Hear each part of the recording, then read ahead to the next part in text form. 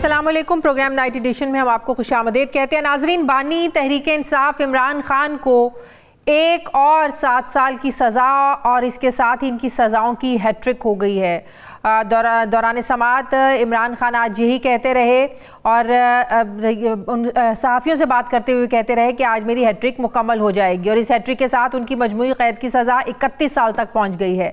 और अभी Al-Qadir trust case के साथ बहुत से केसेस बाकी हैं। 5 दिन में 3 बड़े अदालती फैसले पाकिस्तानी सियासी और अदालती तारीख की अपनी मिसाल आप बन गए हैं। पहली सज़ा अडयाला जेल में कैद इमरान खान को साइफर केस में सुनाई गई जिसमें उन्हें 10 साल कैद की सज़ा हुई। दूसरा केस तोशाखाना का था जिसमें 14 साल कैद हुई। तीसरा केस उनके खिलाफ इद्दत में निकाह का था जिस पर आज उन्हें और उनकी अहलिया को 7 साल की सज़ा सुनाई गई।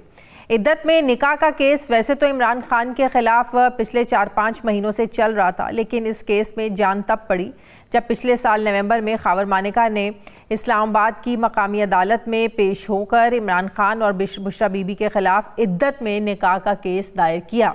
खावर मानिका ने अपनी दरख्वास्त में इल्ज़ाम लगाया कि बानी PTI ने पीरी मुरीदी की आड़ में मेरा हंसता बसता खुशियों वाला घर बर्बाद किया। इमरान खान को नामुनासिब रवैये पर अपने घर से भी निकाला मगर वो बाज नहीं आए। चीज़ें जब मेरी बर्दाश्त से बाहर हुई तो मैंने 14 नवंबर 2017 को बुशरा बीबी को तलाक दी, लेकिन बुशरा बीबी और इमरान खान ने इद्दत का वक्त पूरा होने से पहले ही 1 जनवरी को निकाह किया जो कि गैर शरई है। खावर मानिका ने यह इल्ज़ाम लगाया कि इद्दत में निकाह की हकीकत सामने आने पर इन दोनों ने फरवरी में एक बार फिर निकाह किया। खावर मानिका ने अपना केस साबित करने के लिए अदालत में निकाह खां मुफ्ती सईद, निकाह के गवाह ओन चौधरी और अपने घरेलू मुलाजिम लतीफ़ को पेश किया। दौरान समात इमरान खान और बुशरा बीबी ने खावर मानिका के इल्ज़ामात को झूठा करार दिया। बुशरा बीबी ने मौक़िफ़ अपनाया कि साबिक शौहर ने मुझे अप्रैल 2017 में वो मुझे ज़बानी तलाक दे चुके थे। नवंबर 2017 वाला जो तलाकनामा है वो जाली है। फ्रीकैन को सुनने के बाद जज कुदरतुल्लाह ने गुज़श्ता रोज़ फैसला महफूज किया था जो आज इमरान खान और बुशरा बीबी के खिलाफ आया। इद्दत में निकाह केस में मिलने वाली सज़ा में जहां कानूनी सुकम होने की बात हो रही है, वहीं खावर मानिका के किरदार पर बड़े सवालात उठ रहे हैं। खावर मानिका पर यह इतराज़ उठ रहा है कि कल तक वो बुशरा बीबी को बड़ी पाकबाज औरत कहते थे। अब सवाल उठ रहा है कि आज उसी बुशरा बीबी की निजी ज़िंदगी को खावर मानिका क्यों बीच चौराहे पर ले आए हैं। खावर मानिका पर ये इल्ज़ाम लग रहा है कि जब तक इमरान खान इक़्तिदार में रहे वो चुप रहे, अपने काम निकलवाते रहे, असर रसूख इस्तेमाल करते रहे, लेकिन जैसे ही इमरान खान इक़्तिदार से आउट हुए खावर मानिका भी उनके खिलाफ मैदान में आ गई या उनको मैदान में लाया गया। आम तासुर है कि खावर मानिका पर दबाव था। अब ये दबाव इमरान खान हुकूमत में था या दबाव आज है, क्योंकि दबाव को अगर फिगर आउट किया जाए तो ये बात वाज़ेह होती है कि निकाह इद्दत में हुआ या इद्दत पूरी होने के बाद। खावर मानिका के किरदार समेत फैसले में कानूनी सुकम होने पर भी बहस हो रही है। PTI के रहनुमा बैरिस्टर गौहर खान ने आज के अदालती फैसले को इस्लामाबाद हाई कोर्ट में चैलेंज करने का ऐलान करते हुए कहा है कि इस केस का कोई सर है ना कोई पैर। फेयर ट्रायल हुआ ना कानूनी तकाजे पूरे हुए। PTI की तरह सियासी मुबस्सिरीन भी इलेक्शन से पहले बानी PTI के खिलाफ आने वाले फैसलों की जो टाइमिंग है इस पर बड़े सवालात उठ रहे हैं।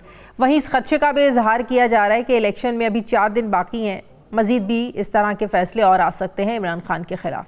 जहां सज़ाओं पर बात हो रही है वहां ये भी सवाल उठ रहा है कि क्या अदालती कार्रवाई के दौरान फेयर ट्रायल का हक़ ना मिलने और फैसलों में कानूनी सुकम होने की वजह से ये फैसले आला अदालतों के सामने ठहर पाएंगे। जहां लोग ये सवाल पूछ रहे हैं कि निज़ाम जो अदल है इसकी जो तेज़ी है और रात गए तक अदालतें लगाने के बावजूद ग्लोबल जस्टिस इंडेक्स में पाकिस्तानी अदलिया का 139 ममालिक में से 130वां नंबर फिर क्यों है। वहीं ये भी सवाल उठता है कि तगड़ी वकला टीम होने के बावजूद हर फैसला तहरीक इंसाफ के खिलाफ ही क्यों आ रहा है। PTI को कानूनी महाज पर जिन चैलेंजेस का सामना है एड्रेस इन्हें कैसे किया जा सकता है, बानी PTI को मिलने वाली सज़ाओं का मुस्तकबिल क्या है, इसी पे बात करने के लिए नाज़रीन मुझे ज्वाइन कर रहे हैं सीनियर कानूनदान आबिद ज़ुबैरी साहब। अस्सलाम वालेकुम, बहुत बहुत शुक्रिया आबिद ज़ुबैरी साहब आपका। आबिद ज़ुबैरी साहब, एक हफ्ते के अंदर अंदर 3 केसेस में सज़ाएँ हुई, तोशाखाना में हुई, साइफर में हुई और आज इद्दत निकाह का जो केस था, इद्दत में निकाह का केस, उसमें भी 7 साल सज़ा की सज़ा सुनाई गई है बुशरा बीबी को और इमरान खान को। क्या आप इस हवाले से कहेंगे क्या मुस्तकबिल है इन सज़ाओं का? बिस्मिल्लाहिर्रहमानिर्रहीम। देखिए, मैं शुरुआत अपनी करूँगा, रईस अमरोही की एक नज़म थी, उर्दू का जनाजा है ज़रा धूम से निकले। बिल्कुल जी, हमारी अदलिया बिल्कुल ये जो फैसले जो है जिस तरह से वो केस चलाया गया, उसके बाद मेरे पास अल्फाज नहीं है। हम लोग इतने अरसे से यहाँ प्रैक्टिस कर रहे हैं, मैंने कभी इस तरह की जुडिशरी देखी। और भी गलत फैसले हुए, हमारी तारीख भरी भी है अदलिया के फैसलों से, नाइंसाफियों से।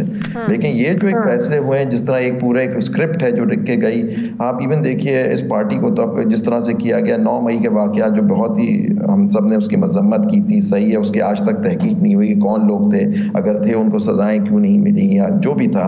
उस तरफ से देखे जो एक बयानिया बन के चल रहा है कि एक आदमी को, उसकी पार्टी को मुल्क के सिस्टम से निकाल देना है, ये उसी का हिस्सा है। लेकिन आप नहीं समझते कि इमरान खान और बुशरा बीबी के वकला की जो टीम थी, उन्होंने भी बड़े लूप होल्स छोड़े हैं। जब वो गवाह पेश करने की बात करते थे, सबूत पेश करने की तो बात करते थे, तो जज साहब से कहते थे आप जरा इजाजत दें तो हम जरा मंगवा लेते हैं, आप इजाजत दें तो हम वो व्हाट्सएप पे आपको मंगवा देते हैं या हम जाकर ले आते हैं।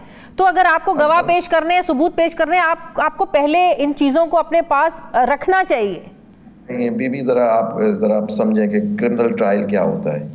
क्रिमिनल ट्रायल में प्रोसिक्यूशन अपनी विटनेसेस लाती है, डिफेंस नहीं लाता। प्लीज पहली बात आप ये समझ लें।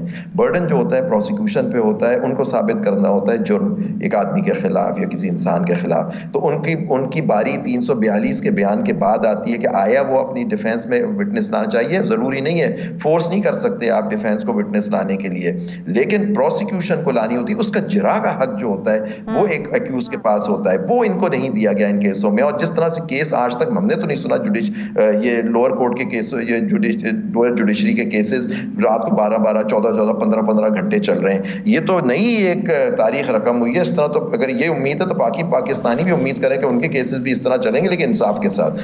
तो देखिए, इसमें जो जल्दी दिखाई गई और सारे लवाजमात को नहीं पूरा। आज ये इद्दत का केस का आपने जिक्र किया, जजमेंट्स हैं हाई कोर्ट की, इस्लामाबाद हाई कोर्ट की, लाहौर हाई कोर्ट, मुख्तलिफ कोर्ट्स की, कि इद्दत में अगर शादी हो भी जाती है वो इर्रेगुलर है, वो वॉइड नहीं होती शादी, तो कोई जुर्म साबित ही नहीं होता। ये अब ये लोअर कोर्ट के जजेस जो हैं ये बाउंड हैं। और सबसे बड़ी बात, इद्दत के मामले पर औरत से बेहतर कौन बता सकता है कि उसकी इद्दत मुकम्मल हुई है या नहीं। हर इंसान, हर आदमी का, मेरा आपका फिका होता है, उसको भी मद्देनजर रखना होता है कि हमारे फिका के अंदर वो क्या उसके अंदर उसकी वो है। तो इसमें लेकिन वॉइड नहीं होती, शादी तो रहती है लेकिन इरेगुलर। अगर यहाँ उन्होंने दूसरा निकाह भी कर लिया तो उससे क्या हुआ, पहला निकाह ही सही है, वो इरेगुलर था, उससे क्या हुआ। औरत ने आगे कह दिया मेरी इद्दत के, और खुद आपने अभी स्टेटमेंट सुना है उस आदमी का, उनका जो शौहर है, अभी उनकी वो और पूरे 6 साल 5-6 साल के बाद उसको ख्याल आया, उसने ये भी नहीं सोचा उसके बच्चे। और अब देखिए 25 सितंबर 2023 को एंटी करप्शन से वो उनको गिरफ्तार किया जाता है, 15 नवंबर को वो रिहा होते हैं, 25 नवंबर को वो दरखास्त दायर करते हैं। तो आपको लगता है कि प्रेशर की वजह से ये सब कुछ हो सकता है, प्रेशर हो? देखिए ना, आप देखें ये सारे केसेस जिस तरह चल रहे हैं, जिस तरह से आजम खान को ले लीजिए, वो उनके प्रिंसिपल सेक्रेटरी थे। अगर साइफर में कोई जुर्म, पहले बात है जुर्म था ही नहीं, अगर जुर्म था तो वो उनको एक्यूज होना चाहिए था, उनको गायब कर दिया गया। फिर वो पेश हो जाते हैं, 164 का बयान देते हैं, उस पर साइफर में उनको इमरान खान को सजा हो जाती है और शाह महमूद कुरैशी साहब को। शाह महमूद कुरैशी का 342 का बयान भी रिकॉर्ड नहीं हुआ, वो सरकारी वकील उनको दे दिए जाते हैं। फिर तोशा खाना में देखें, एक तोशा खाना में एक सजा हो चुकी है, ये भी देखना होगा कि दूसरे उसी ग्राउंड पे, उसी ऑफेंस का तोशा खाना के नैब के अंदर सजा हो सकती थी, यानी आइन के आर्टिकल 13 के खिलाफ था या नहीं था, या मेरिट पे कोई केस बनता था या नहीं था। अब इसमें तस्वीर के दो रुख अब देखे जा रहे हैं ना। अब कहा जा रहा है कि जिस तरह टेक्निकल चीज़ों को उनमें लूपहोल्स रख के सजाएं दी गई हैं, तो ये भी हो सकता है कि इमरान खान को इनडायरेक्टली आप फेवर कर रहे हैं, ये सिस्टम फेवर कर रहा है। कल को जब सुप्रीम कोर्ट में ये सब चीजें चैलेंज हो तो जाहिर है ऐसी सजाओं पर तो सुप्रीम कोर्ट ने जो टेक्निकल पॉइंट्स है उनको देखना होता है, तो इमरान खान की सजाएं खत्म हो सकती हैं। नहीं, देखिए पहली बात तो इसकी अपीलें जो होंगी वो हाई कोर्ट में होंगी, सुप्रीम कोर्ट में नहीं होंगी। पहले तो इस्लामाबाद हाई कोर्ट में अगर वहीं फैसले हो रहे हैं तो इस्लामाबाद की जुरिस्डिक्शन है, सुप्रीम कोर्ट तो फाइनल कोर्ट ऑफ अपील है, तो पहले हाई कोर्ट को देखना होगा। लेकिन देखिए टेक्निकल, वो कहते हैं ना नकल के लिए भी अकल चाहिए होती है, तो लेकिन ये अंडर प्रेशर उन्हें काम करना, तो उनको टाइम लाइन दे दी गई होगी, इससे बेस्ट फैसला। देखिए पहला तोशा खाना आपको याद है अगस्त में, और इस साइफर केस में 2 दफा हाई कोर्ट ने उसी जज की 2 ऑर्डर्स को सेट असाइड किया था कि वो सही केस चला नहीं रहे थे। अगर वहां डिले भी था, वकील डिले भी कर रहे थे, फिर भी आपको एज अ जज इंसाफ को मद्देनजर रख के फैसला करना चाहिए। डिले हो जाए, डिले से ये मतलब नहीं होता कि आपको जल्दी क्या थी, आपके सामने केस चलाना था, तहम्मुल के साथ चलाते, पूरी अपॉर्चुनिटी आदमी को देते कि वो अपना डिफेंस करे, जिरह करे, और उसके बाद आप कानून के हिसाब से फैसला कर देना। ये कानून के हिसाब से ये लोग फैसला तो जो कानूनी हुक्म छोड़े गए हैं तो ये फेवर में जाते हैं, जिस तरह इस्लामाबाद हाईकोर्ट में अब सारे मामला जाएंगे तो रिलीफ मिल सकता है। बिल्कुल मिल सकता है, और सुकुम इसलिए छोड़े गए हैं कि इन्होंने फैसले, कोई केस बनता ही नहीं तो जाहिर बात सुकुम तो रहेंगे, क्योंकि उनको मालूम है कि इस केस में कोई जान नहीं है। तो सरकारी वकील को लाके आप जिरा कर लें, पार्टी का हक होता है कि वो किसी वकील को, अपने मर्जी के वकील को लाए, ये आपका कॉन्स्टिट्यूशनल राइट है। आर्टिकल 10 क्लॉज 1 कहता है कि पार्टी को अपने मर्जी के वकील से कंसल्ट और डिफेंड करना आपका बुनियादी हक है, ये आपसे कोई नहीं ले सकता, ये जज साहब नहीं ले सकते। तो ये चीजें सारी मद्देनजर सारी इस पॉइंट पे होगा।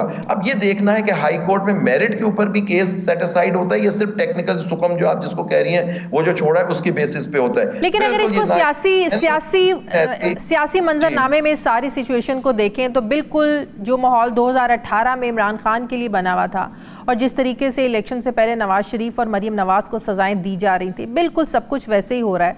तो ये बहुत से लोग, क्या फर्क है? नहीं, डिस्क्वालिफिकेशन उनकी 2017 में हुई थी, उनकी हुकूमत ही रही, शाहिद खाकान अब्बासी वजीर आजम हो गए, तो उसमें इमरान खान पावर में नहीं थे। जो ये केसेस बने उस जमाने में सारे बने, उनको जो सजा दी जज बशीर ने दी, वो जज बशीर अभी भी था जिसने इमरान खान साहब को तोशा खान सजा दी है, ये वही जज था उसके। और फिर उसी नहीं, कहने का मतलब ये है कि जिस तरह हालात उस वक्त इमरान खान के फेवर में थे, आज नवाज शरीफ की फेवर में है।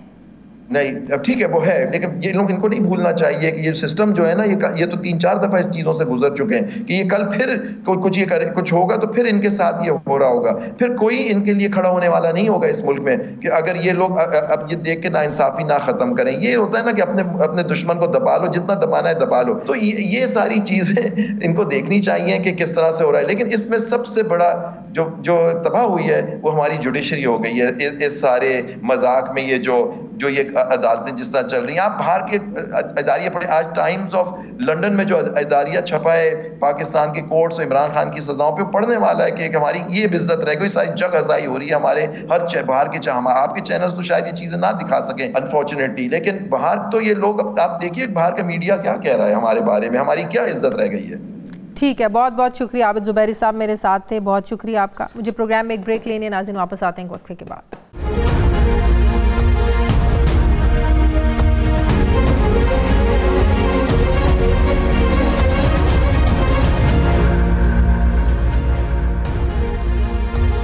ब्रेक के बाद एक बार फिर से आपको खुशामदीद कहते हैं। नाजरीन, 8 फरवरी को होने वाले इंतखाबात की शफाफियत को लेकर सवालात उठाए जा रहे हैं। कहा जा रहा है कि अगर आम इंतखाबात शफाफ नहीं होते तो सियासी बहरान ख़त्म होने की बजाय मज़ीद बढ़ जाएगा। मुल्क के बहुत से हलकों में मुस्लिम लीग नवाज़ और पीपल्स पार्टी के सामने तहरीक इंसाफ के हिमायत याफ्ता आज़ाद उम्मीदवार अपनी मकबूलियत के साथ डटे हुए हैं। बल्ला गया है लेकिन वोटर नहीं गया। ये कि पाकिस्तान का पहला इलेक्शन होगा जिसमें आज़ाद उम्मीदवारों की इतनी बड़ी तादाद में इनको इतनी हद तक अहमियत हासिल होगी। यकीनी तौर पर इलेक्शन के नताइज की कबूलियत पहले ही मतनाज़ होकर सवालात खड़े कर रही है। ये भी हकीकत है कि सियासी बहरान का खात्मा किए बगैर मुआशी इस्तेहकाम भी नहीं लाया जा सकता। कई सियासी जमातों की तरह जमात इस्लामी ने भी आम इंतखाबात के नताइज और मुस्तकबिल को लेकर शक व शुबहात का इजहार कर दिया है। अमीर जमात इस्लामी सराजुल हक ने वॉइस ऑफ अमेरिका के साथ एक इंटरव्यू में कहा कि अगर इलेक्शन शफाफ नहीं हुए तो मुल्क में फसाद होंगे, हंगामे होंगे। सवाल यह है कि अगर बेशतर सियासी जमातें इलेक्शन की साख पर शकूक का इजहार कर रही हैं, शक कर रही हैं, तो ऐसे इंतखाबात के नताइज को कौन तस्लीम करेगा। सवाल ये भी है कि क्या इलेक्शन की शफाफियत के हवाले से दुनिया को मुतमईन आप कर सकते हैं। इलेक्शन की शफाफियत के साथ साथ अमीर जमात इस्लामी सराजुल हक पीपल्स पार्टी और मुस्लिम लीग नून को भी सख्त तनकीद का निशाना बना रहे हैं। सराजुल हक का मानना है कि 2 जमातें मसाइल की जिम्मेदार हैं, उन्हें 100 साल मजीद भी अगर हुकूमत मिल जाए ये पाकिस्तान के मसाइल ख़त्म नहीं होंगे। इसके जवाब में बिलावल भुट्टो का कहना है कि जमात इस्लामी ने हमेशा अमरीत का साथ दिया है। उन्हें मालूम है अगर आमिर नहीं आया तो ये हुकूमत में नहीं बैठ सकते। क्या कहा बिलावल ने, ज़रा देखिए। जमात इस्लामी जो है वो जिया उल हक के तलाश में है, इसलिए उनको मालूम है कि आमिर नहीं आया तो उनका कोई चांसेस नहीं है कि वो किसी हुकूमत में बैठ सके। जिस तरीके से जमात इस्लामी ने आमिर जिया उल हक के साथ दिया, वही वजह है कि आज तक पाकिस्तान के अवाम ने उनका ये गलती माफ नहीं किया है। सवाल ये है कि आम इंतखाबात में जमात इस्लामी पीपल्स पार्टी को कराची या सिंध में टफ टाइम दे पाएगी। सवाल ये भी है कि जमात इस्लामी ने अपने वोटर को मोबिलाइज करने और वोटर को अट्रैक्ट करने के लिए क्या कोई नई स्ट्रैटेजी बनाई है। मैं बात करूंगी अमीर जमात इस्लामी सिराजुल हक साहब मुझे ज्वाइन कर रहे हैं। अस्सलाम वालेकुम, बहुत बहुत शुक्रिया सिराजुल हक साहब आपको। सिराजुल हक साहब, बाकी जमातों को शकूको शुबहात की उनको जो है इलेक्शन में क्यों है वो वजह समझ में आती है।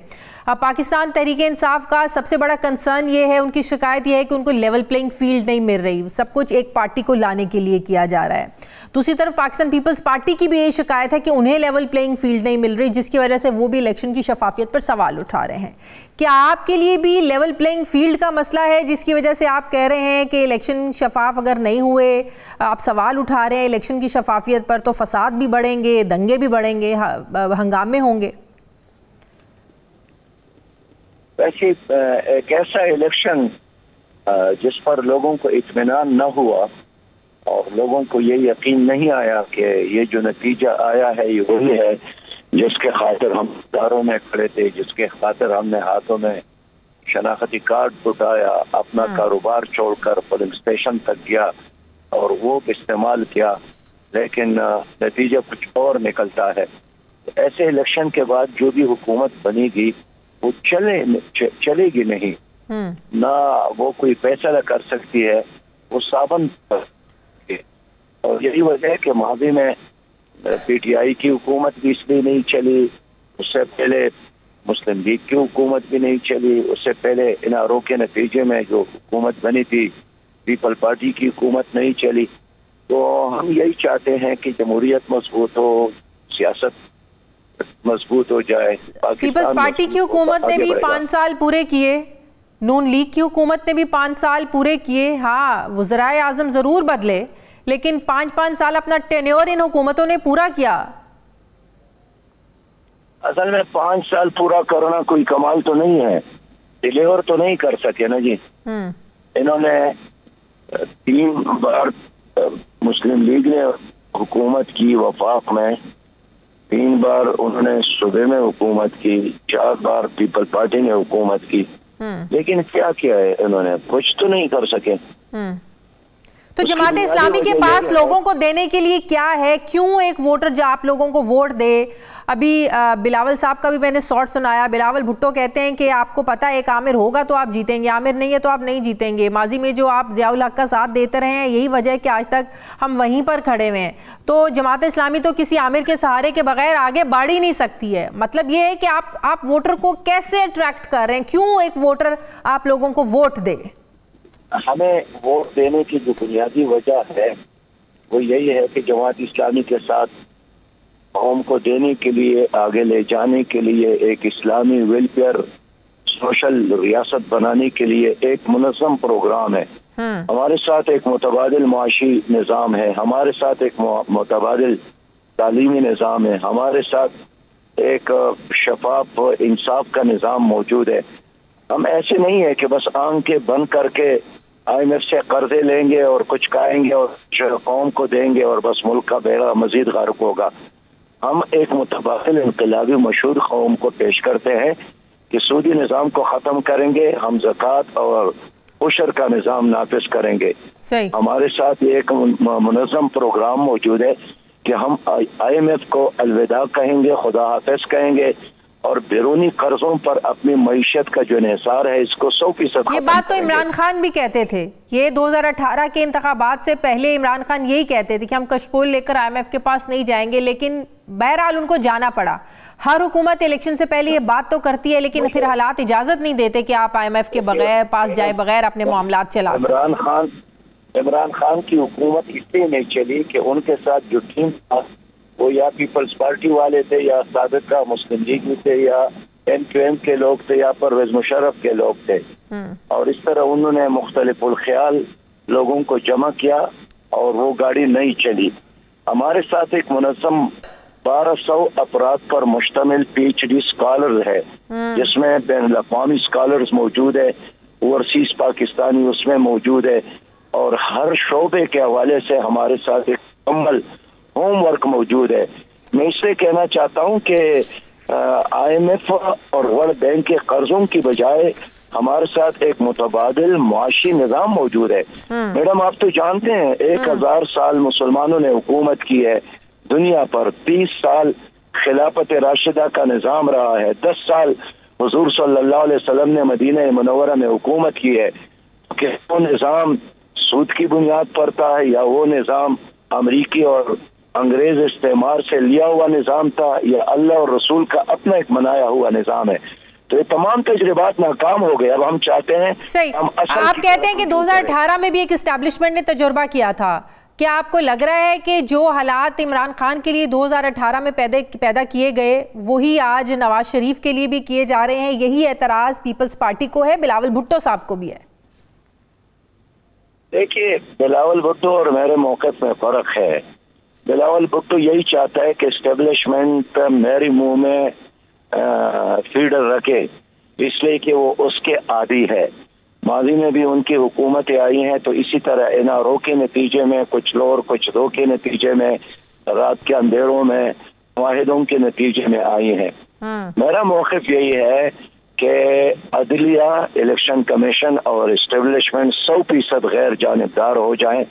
इसमें उनकी भी इज्जत है और मुल्क की बका और मुल्क का इस्तेहकाम भी मैं समझता हूं। लेकिन जिस तरीके से इमरान खान को सजाएं हो रही हैं, हर केस में सजा हो रही है, आज भी इद्दत केस में निकाह केस में उनको सजा हुई, बुशरा बीबी को और उनको, क्या ये एक पार्टी को साइडलाइन पर करने के लिए नहीं किया जा रहा? क्या ये सिस्टम आपको लगता है कि गैर जानिबदार है? देखिए, वो पार्टी जिसका इन्हिसार एक फर्द पर हो, एक शख्सियत पर हो, उसको तो नुकसान इस तरह के इक़दाम से पहुंचता है, इसलिए कि उसका मरकज, उसका महवर, उसका काबा एक शख्सियत। यहाँ पार्टियां, आप पीपल्स पार्टी को देख लें, एक खानदान के गिर्द घूमती है। आप नून लीग को देख लें, खानदान के गिर्द घूमती है। चाहता हूँ कि पीपल पार्टी हो गया या मुस्लिम लीग, ये खानदानी जमातें हैं, जमहूरी जमातें नहीं है। लेकिन अगर एक पार्टी का नजरिया है, एक पार्टी का कोई अकीदा है, एक फलसफा है, तो सजाओं के नतीजे में वो फलसफा और नजरिया खत्म नहीं होता है।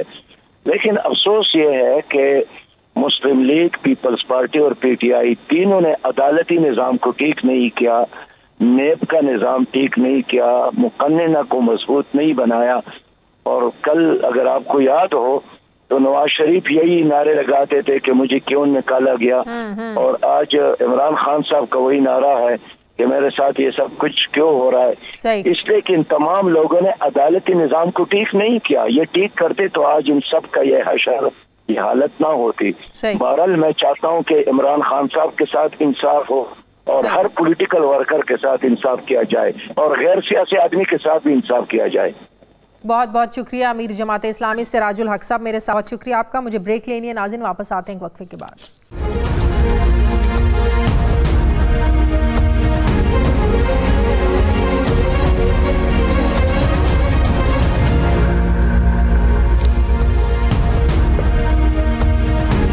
ब्रेक के बाद एक बार फिर से आपको खुशामदीद कहते हैं नाजरीन। साइफर लहराने से पंजाब और खैबर पख्तूनख्वा की असम्बलियाँ तोड़ने तक पाकिस्तान तहरीक इंसाफ ने तहरीक अदम एतमाद के बाद कई ऐसे फैसले किए जिससे मकबूलियत तो ज़रूर मिली, लेकिन पार्टी कमज़ोर से कमज़ोर तर होती चली गई और इंतज़ामिया की नाराज़गी भी मोल ले ली। PTI ने अपनी मकबूलियत कैश करने के लिए ABC समेत कई प्लान्स बनाए, लेकिन सारे उल्टे पड़ गए। सियासी बसीरत का भी आलम है कि ये जमात अपने इंट्रा पार्टी इलेक्शन भी ठीक से नहीं करवा सकी। इन्हें इन्हीं गलत सियासी फैसलों और प्लान्स की नाकामी का ये आलम है कि इलेक्शन में सिर्फ 4 रोज़ बाकी हैं, लेकिन PTI के पास कप्तान है, ना बल्ले का इंतखाबी निशान है और ना ही PTI के हिमायत याफ्ता आज़ाद उम्मीदवारों की इंतखाबी मुहिम में कोई जान है। ऐसे में तहरीक इंसाफ का इलेक्शन में 2/3 तो दूर सादा अक्सरियत हासिल करना, बल्कि सियासी मैदान में मुस्लिम लीग नून और पीपल्स पार्टी जैसी सियासी जमातों को शिकस्त देना, क्या ये दीवाने का ख्वाब जैसा नहीं है? सवाल यह है कि PTI पाकिस्तानी सियासत के डायनामिक्स को समझने में क्यों देर कर रही है। इसमें कोई शक नहीं है कि लाख मुश्किलात हैं, इसके बावजूद PTI की आवाम में जड़ें आज मजबूत हैं, लेकिन पाकिस्तान में पोलिंग डे की अपनी एक साइंस है, एक मैकेनिज्म है जिसके बगैर इलेक्शन नहीं जीता जा सकता। एक तरफ PTI का वोटर सपोर्टर कंफ्यूज है कि उसके हल्के में कौन उम्मीदवार है, इसका इंतखाबी निशान क्या है, और ये बताने के लिए आज़ाद उम्मीदवारों के इंतखाबी मुहिम चलाने में रुकावटों का भी सामना है। ऐसे में सिर्फ सोशल मीडिया का सहारा कहाँ तक काम आएगा, क्योंकि किसी हद तक तो इंतखाबी मुहिम सोशल मीडिया पर चलाई जा सकती है, लोग ऐप इस्तेमाल कर सकते हैं, लेकिन आपको पता है हमारा पढ़ा लिखा तबका कितना है। बहुत से ऐसे लोग हैं जिनके पास सिंपल फ़ोन है, उनको पता नहीं है कि ऐप्स कैसे यूज़ करनी है, तो वो कैसे जो है ना वो PTI का हिमायत याफ्ता जो उम्मीदवार है कैसे उसके बारे में जानकारी जो है वो नॉलेज रखेगा। मैं बात करूँगी अली मोहम्मद खान साहब, पाकिस्तान तहरीक इंसाफ के सीनियर रहनुमा मुझे ज्वाइन कर रहे हैं। अस्सलाम वालेकुम, बहुत बहुत शुक्रिया अली मोहम्मद खान साहब आपका। अली मोहम्मद खान साहब, इंट्रा पार्टी इंतखाबात की वजह से आज वो ठीक नहीं हुए, जिसकी वजह से आज तहरीक इंसाफ का ये हाल है, ना पार्टी में वो यूनिटी है, आज़ाद उम्मीदवार हैं आप लोगों की आज़ाद हैसियत में, बल्कि भले ही हिमायत याफ्ता है तहरीक इंसाफ के, लेकिन आज़ाद हैसियत में लड़ रहे हैं। अब जो कल परसों जो ऐलान हुआ कि आपके 5 फरवरी को इंतखाबात होंगे इंट्रा पार्टी के, कल अचानक से ये फिर आप लोग ऐलान कर देते हैं कि नहीं अब जो हमारे कैंडिडेट्स हैं वो भी बिजी हैं, नहीं हो सकते इंतखाबात, तो क्या ये अच्छा ना होता कि वक्त पर इंतखाबी आप लोग इंटर पार्टी इलेक्शंस करवा लेते, अपना सर्टिफिकेट इलेक्शन कमीशन में दे देते, आप लोगों को वहाँ से सारी जो है ना वो उनकी इजाज़त मिल जाती, तो पार्टी एक छतरी तले जमा हो जाती, जो आज़ाद हैसियत में लोग लड़ रहे हैं उन्हें पार्टी बाकायदा शक्ल में मिल जाती, तो ये ज़्यादा आसान ना होता आप लोगों के लिए? बहुत शुक्रिया। बिस्मिल्लाहिर्रहमानिर्रहीम, अल्लाहुम्मा सल्लि व सल्लिम व बारिक अला सय्यिदिना मुहम्मद व अला आलि मुहम्मद। सबसे पहले तो मैं माजरत खा हूँ कि मैं वीडियो पे ज्वाइन नहीं कर सका, हमारी कैंपेन है जी, तो कैंपेन के दौरान अब ये मूवमेंट में है। देखिए, इस वक्त पाकिस्तान तहरीक इंसाफ एक ऐसी सूरत हाल से दुचार है कि जिसमें उन उसूलों पे स्टैंड लेने की पादाश में आज तहरीक इंसाफ को मसले मसाइल, इमरान खान साहब की हमारे पैसे की जाती दुश्मनी तो नहीं थी, पाकिस्तान में अड्डे ना देना ये एक नेशनल कॉज था, एब्सोल्युटली नॉट, जिस पूरी कौम की आवाज है। दूसरा, तो इमरान खान साहब ने कुछ उन इश्यूज पे हमारी जमात में स्टैंड लिया कि जमहूरियत में आपको आवाम की आवाज, आवाम की मंशा पे मुल्क को जो है वो चलाना है, उसमें तो किसी की मन मर्जी जो है वो नहीं चल सकती। कौम इमरान खान साहब के साथ है, मुश्किलात जरूर हैं, उन पे केसेज में सख्त फैसले भी आए हैं जिससे न कौम एग्री करती है ना तौर जमात। उन केसेज में बड़ा शुक्म है, कौम को अपना बिल्कुल उम्मीद नहीं छोड़नी चाहिए, ये बड़ी अदालतों में, ऊपर की अदालतों में ये खत्म हो जाएंगे। 8 फरवरी की इंशाल्लाह कौम का फैसला, मैं तो ग्राउंड पे देख रहा हूँ, मैं जो जिधर मूव कर रहा हूँ वहाँ। ठीक है, इंट्रा पार्टी आप लोगों ने क्यों नहीं करवाए? पहले ऐलान हुआ, जब ऐलान हुआ तब नहीं पता था कि कैंडिडेट बिजी हैं, जो बाद में उज़्र पेश किया गया कि कैंडिडेट बिजी हैं तो ये बड़ा मुश्किल हो जाएगा, तो क्या ये पहले सब कुछ नहीं पता था जो आपने पहले ऐलान किया, उसके बाद फिर आप लोगों ने कहा नहीं नहीं इंतखाबात के बाद होंगे? देखिए, मेरे ख्याल में इसमें 2 नुकात बड़े अहम है। पहला तो ये है कि एक इलेक्शन हमारी जमात करवा चुकी थी, जो अभी आखिरी हुआ उससे पहले, लेकिन उसको इलेक्शन कमीशन ऑफ पाकिस्तान ने नहीं माना। उसके बाद ऐसी सूरत हाल में जब इमरान खान साहब के केसेज हैं, आदमी की लीडरशिप पार्टी छोड़ने को मजबूर हो गई, बाकी आदमी जेल में है, खुदा करके चंद कुछ सियासी चेहरे मेरे जैसे बाहर निकल पाए, अदालत के हुक्म से जेल से निकल आए। वकला को मजबूरी के आलम में पार्टी के अमूर संभालने पड़े, वो वकला जो अपनी फील्ड के तमार थे, लेकिन पार्टी के अमूर और पूरे पाकिस्तान में जितनी ग्रेट खान साहब की या खान साहब की जो मेन टीम हुआ करती थी, जिसमें कुरैशी साहब थे, असद उमर साहब थे, उसमें फवाद चौधरी साहब थे और बहुत से लोग थे, सदर पख्तूनख्वा के परेश पटेल वगैरह थे, तो वो सारे जब साइड पे हो गए या मसले मसाइल हो गए तो उसमें कुछ सियासी सुकम तो आना वो एक फिक्री अमल है। इन हालत में भी हमने इलेक्शन कमीशन के हुक्म पे फिर भी जाके इलेक्शन करवाया। दूसरा नुकता उसमें यह है कि जितनी बारीकी बीनी से इमरान खान साहब और तहरीक इंसाफ की हमारे इस इलेक्शन को स्क्रूटिनाइज किया गया है, क्या उतनी बारीकी से नून लीग या पीपल्स पार्टी का किया गया? जब तो मतलब ये हुआ कि आप लोगों को फिर से ये खौफ था या आप लोगों को था कि इलेक्शन कमीशन से फिर इंसाफ नहीं मिलेगा, फिर आप लोगों के इंटर पार्टी इलेक्शंस को रद्द कर दिया जाएगा, शायद इसीलिए आप लोगों ने मौखर किया? देखिए, हम अपनी भरपूर कोशिश करेंगे कि जो कानूनी सिस्टम है वो निकले, लेकिन पाकिस्तान की तारीख में पहली बार ऐसा हुआ है कि जनरल इलेक्शन से पहले मुल्क की सबसे बड़ी जमात से इंतखाबी निशान छीन लिया जाए। उसके बावजूद हमारी सोशल मीडिया को मैं सलाम पेश करता हूं। लेकिन सोशल मीडिया हर एक की एक्सेस में नहीं है। आप कहते हैं कि पाकिस्तान की आवाम का एक बड़ा हिस्सा आप लोगों के साथ है, तो उस आवाम के एक बड़े हिस्से के पास ये फैसिलिटीज़ नहीं है, उनके पास इंटरनेट नहीं है, एंड्रॉयड फ़ोन नहीं है, आईफोन्स नहीं है। कैसे सोशल मीडिया पर लोग आपकी कैंपेन को फॉलो करें? कैसे किसी को पता चले कि इस कॉन्स्टिट्यूंसी में कौन सा PTI का हिमायत याफ्ता उम्मीदवार है और उस उम्मीदवार का निशान क्या है? ये इतना आसान नहीं है कि अगर आप सिर्फ रिलाय करके बैठे हुए हैं सोशल मीडिया कैंपेन पर। देखिए, इसका नतीजा तो आपको 8 फरवरी को नजर आ जाएगा। हमारे ख्याल में तो हमारे तकरीबन हर हल्के में आवाम की घर घर तक की बात पहुंच चुकी है कि तहरीक इंसाफ का अपना कैंडिडेट यहाँ पे कौन है। इन मुश्किल हालात में तहरीक इंसाफ को क्रेडिट देना चाहिए कि हर तरह के मसाइब के बावजूद हमने मैक्सिमम, आज भी तहरीक इंसाफ ने सबसे ज्यादा सीटों पे अपने लोग खड़े किए हैं। अली मोहम्मद खान साहब, मैंने जितने हल्कों से ऑन ग्राउंड जाकर प्रोग्राम्स किए हैं, यकीन करें लोगों को नहीं पता था कि पीटीआई का हिमायत याफ्ता उम्मीदवार कौन है, और अगर किसी को पता भी था तो जाहिर है उसको ये तो बिल्कुल नहीं पता था उसका इंतखाबी निशान क्या है। जाहिर है अगर किसी को पता है ये बंदा है तो उसने बंदों की तस्वीरें तो नहीं होगी, कैंडिडेट की तस्वीर तो नहीं होगी, जाहिर निशान होगा। तो मैंने ऑन ग्राउंड जितने जाकर बाहर लोगों के साथ प्रोग्राम्स किए हैं, लोगों को नहीं पता आप लोगों के कैंडिडेट्स का और निशानात का। मेरे सामने आप शायद अर्ली फेज में गई होंगी। नहीं, मैं ये पिछले 2-3-4 हफ्तों से मैं मुसलसल जा रही हूँ, तो लोग ऐसा नहीं है, लोग डालना भी चाहते हैं। अगर किसी से पूछें आपने किसको वोट देना है, वो कहते हैं इमरान खान को देना है। उनसे सवाल पूछे कौन है उम्मीदवार, बहुत से लोग कहते हैं हमें पता नहीं है लेकिन हमने इमरान खान को सपोर्ट करना है। तो ऐसी कंफ्यूजन मैंने ऑन ग्राउंड देखी है। देखिए, ये जो किया गया है इससे पाकिस्तान के इस बहुत बड़े जमहूरी अमल पे सवालिया निशान खड़े तो हो गए हैं।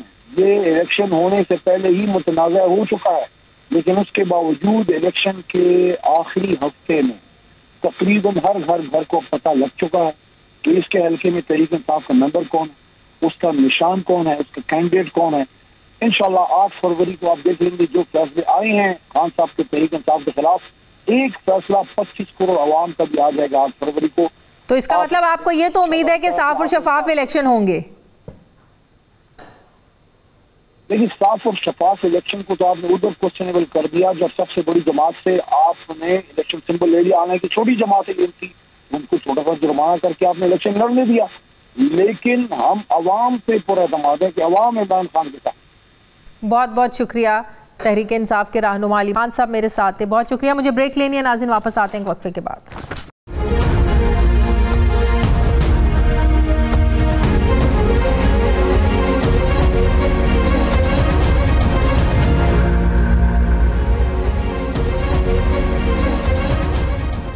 ब्रेक के बाद एक बार फिर से आपको खुशामदीद कहते हैं नाजरीन। निगरान हुकूमत ने रुखसती से चंद दिन पहले पाकिस्तान के आइकॉनिक इदारे यानी कौमी एयरलाइन पीआई की प्राइवेटाइजेशन को हतमी शक्ल दे दी है। कहा जा रहा है कि पीआई की प्राइवेटाइजेशन को लेकर तकरीबन 98% काम मुकम्मल कर लिया गया है और जो 2% रह गया वो भी अगले हफ्ते विफाकी काबीना की मंजूरी से मुकम्मल हो जाएगा। इस प्लान के तहत पीआईए की निजकारी के लिए इसके ज़िम्मे 830 अरब रुपए का खसारा नई होल्डिंग कंपनी को मुंतकिल किया जाएगा। यानी एक होल्डिंग कंपनी बनाकर तमाम वाजिबात उसे मुंतकिल किए जाएंगे और फिर मरहलावार असासों की फ़रोग से वाजिबात को अदा किया जाएगा। अहम नुकता इसमें यह है कि SIFC ने मालियाती मुशीर से असासों की मालियत का तयन कराए बगैर कौमी एयरलाइन को 2 हिस्सों में तकसीम करने की मंजूरी दी है। ज़रा ये बताते हैं कि निगरान वज़ीर ख़जाना डॉक्टर शमशाद अख्तर ने मालियाती मुशीरों की जानिब से मालियत के तयन में कमज़ोरियों के हवाले से कारामद सवाल उठाए, लेकिन उन्हें इग्नोर कर दिया गया, नज़रअंदाज कर दिया गया।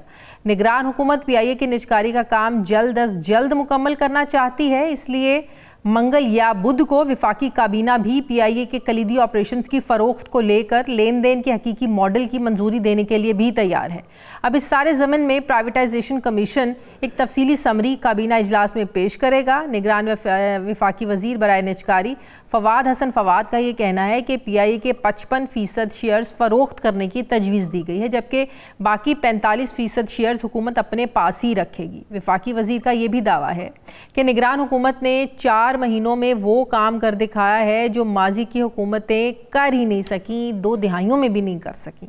मगर सवाल ये है कि क्या ये अहम काम उजलत में तो नहीं किया जा रहा। सवाल ये भी है कि निगरान हुकूमत ये काम खुद से क्यों करना चाहती है, जबकि नई मुंतखब हुकूमत की तश्कील सिर्फ चंद दिन की दूरी पर रह गई है। दूसरी तरफ सरमायाकारी सहूलत काउंसिल की एपिक्स कमेटी ने नहरी निज़ाम की बेहतरी और FBR में इस्लाहात की मंजूरी भी दी है। साथ ही साथ निगरान हुकूमत ने ताजिर दोस्त एक ऐप भी बनाई है, जिसके ज़रिए करोड़ों परचून फरोशों को टैक्स नेट में लाया जाएगा। मोबाइल ऐप के जरिए मुल्क भर के तमाम परचून फरोशों और ताजरों को रजिस्टर्ड किया जाएगा और उन पर दुकान के सालाना किराए का 10% टैक्स लगाया जाएगा। इस स्कीम के तहत अदा किया जाने वाला इनकम टैक्स एक एडवांस टैक्स की शक्ल में वसूल किया जाएगा। इसके अलावा स्टेट बैंक ने जो ऐलान किया है कि तमाम करेंसी नोट नई शक्ल में नए फॉर्मेशन के साथ जारी किए जाएंगे। सारे प्रोसेस को 2 साल लगेंगे।